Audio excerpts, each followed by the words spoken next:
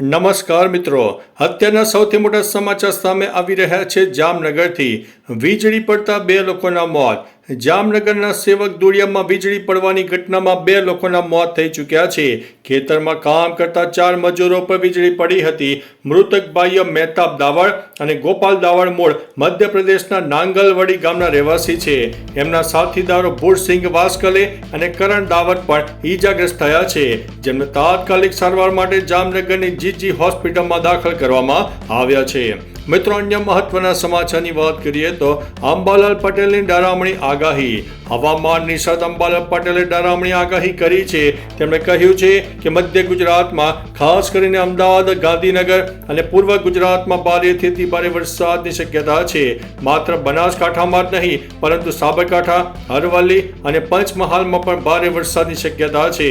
કેટલાક ભાગોમાં તો 8 થી લઈને 10 ઇંચ સુધીના વરસાદ ખાબકી શકે છે તેવું તેમનું માનવું છે.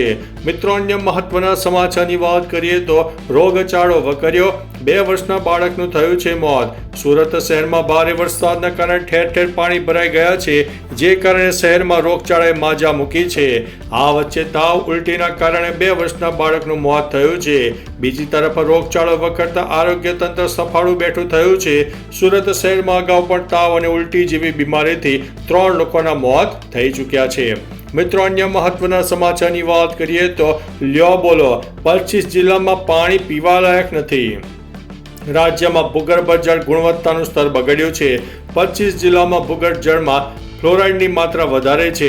ફ્લોરાઇડની વધુ માત્રાને કારણે હાડકાં, દાંત અને ચામડી અને પેટના રોગો થાય છે. કેન્દ્રીય જળ શક્તિ મંત્રાલયના જણાવ્યા અનુસાર 25 જિલ્લાનું ભૂગર્ભ જળ ફ્લોરાઇડ યુક્ત હોવાને કારણે પીવાલાયક રહ્યું નથી. મિત્રો, અન્ય મહત્વના સમાચારની વાત કરીએ તો ઉત્તરાખંડ દુર્ઘટના. સુરતના પરિવારની 3 દીકરીઓ હજુ પણ લાપતા છે. ઉત્તરાખંડ બસ દુર્ઘટનામાં સુરતના સોની પરિવારના શાળા અને બનેવી પરિવાર પર આફત આવી છે. 7 દિવસ પહેલા ખાનગી ટ્રાવેલ્સની બસ અલકનંદા નદીમાં ખાબકી, જેમાં પરિવારના 9 સભ્યો સવાર હતા. લલિત સોનીનો મૃતદેહ 5 દિવસે 150 કિલોમીટર દૂર નદીમાંથી મળી આવ્યો છે, પરંતુ પરિવારની 3 દીકરીઓ હજુ પણ લાપતા છે. શોધખોળ ચાલુ છે, જ્યારે ઈશ્વર સોની, પત્ની અને પુત્રની અંતિમ વિધિ રાજસ્થાનમાં કરવામાં આવી. મિત્રો, અન્ય મહત્વના સમાચારની વાત કરીએ તો અમરનાથ યાત્રામાં પહેલા દિવસે 12,348 શ્રદ્ધાળુઓ દર્શન કર્યા.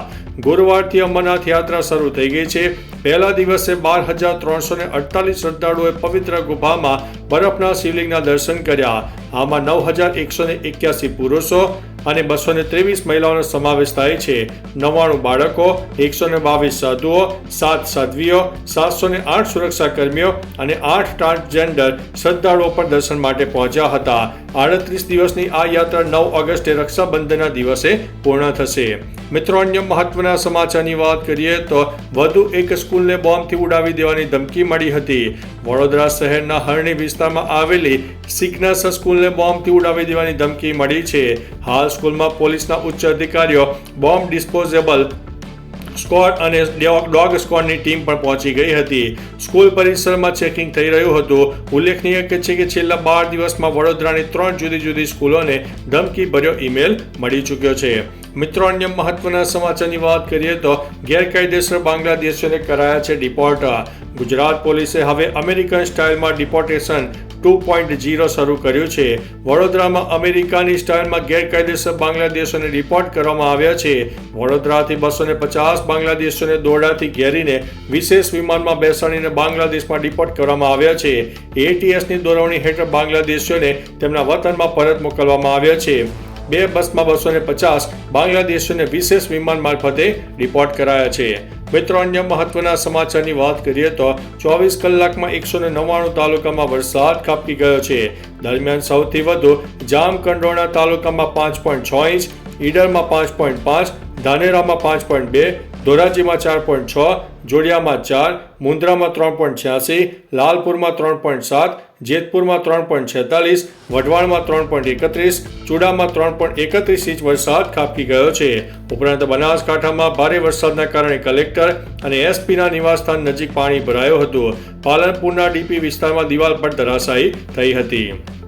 મિત્રો, અન્ય મહત્વના સમાચારની વાત કરીએ તો બનાસકાંઠામાં હજુ પણ ભારે વરસાદની આગાહી છે. ગઈકાલે વહેલી સવારથી જ બનાસકાંઠામાં ધોધમાર વરસાદ વરસ્યો. જિલ્લામાં ઠેર ઠેર ભારે વરસાદથી રસ્તા ઉપર પાણી વહેતા થયા. આ સાથે ખેતરોમાં પાણી ભરાતા ખેડૂતોને નુકસાન થવાની ભીતિ છે. ડીસાના અનેક વિસ્તારો પાણીમાં ગરકાવ થયા છે. જિલ્લાના નાના ચેક ડેમોમાં પણ પાણીની આવક શરૂ થતાં ખેડૂતોમાં આનંદની લાગણી પણ જોવા મળી છે. મિત્રો, અન્ય મહત્વના સમાચારની વાત કરીએ તો 1000 કરોડના રોડ બજેટ છતાં અમદાવાદ મ્યુનિસિપલ કોર્પોરેશન પાસે મટીરિયલ ટેસ્ટિંગની લેબ નથી. અમદાવાદ મ્યુનિસિપલ કોર્પોરેશન દર વર્ષે રોડ બનાવવા પાછળ 1000 કરોડથી વધુ ખર્ચો કરે છે, પરંતુ તેમને મટીરિયલ ટેસ્ટિંગ માટેની લેબ નથી. તમામ ટેસ્ટ ખાનગી લેબોરેટરીમાં કરાવાય છે. 2.74 કરોડના ખર્ચે પીપળજ ખાતે લેબ બનાવવાની મંજૂરી અપાઈ છે, પરંતુ તે ક્યારે બનશે તે અનિશ્ચિત છે. આ સ્થિતિ દર્શાવે છે કે રોડની ગુણવત્તા ઉપર સવાલો યથાવત રહેશે. મિત્રો, અન્ય મહત્વના સમાચારની વાત કરીએ તો ઇકો કાર નદીમાં તણાઈ ગઈ છે. યુવકનો બચાવ થયો છે. રાજસ્થાનના જાલોર જિલ્લામાં ભારે વરસાદના કારણે રોપસી નદી ગાડીતુર બની. ગુરુવારે સવારે નદીની રપટ પર પાણી ફરી વળતા કાલુસીની ઇકો કાર પાણીમાં પ્રવાહમાં તણાઈ ગઈ. સદભાગે ઘટના સ્થળે હાજર પોલીસ કોન્સ્ટેબલ અને ગ્રામજનોએ સમયસર કાર્યવાહી કરીને કાર સવાર યુવકનો જીવ બચાવ્યો હતો. આ ઘટના બાદ તંત્રએ લોકોને સાવચેત રહેવા માટે અપીલ કરી છે.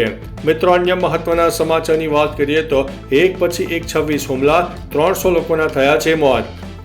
એક તરફ અમેરિકા, ઇઝરાયલ અને હમાસ વચ્ચે કરાર માટે સતત દબાણ કરી રહ્યું છે, જ્યારે બીજી તરફ ઇઝરાયલ સહમત થવા માટે તૈયાર નથી.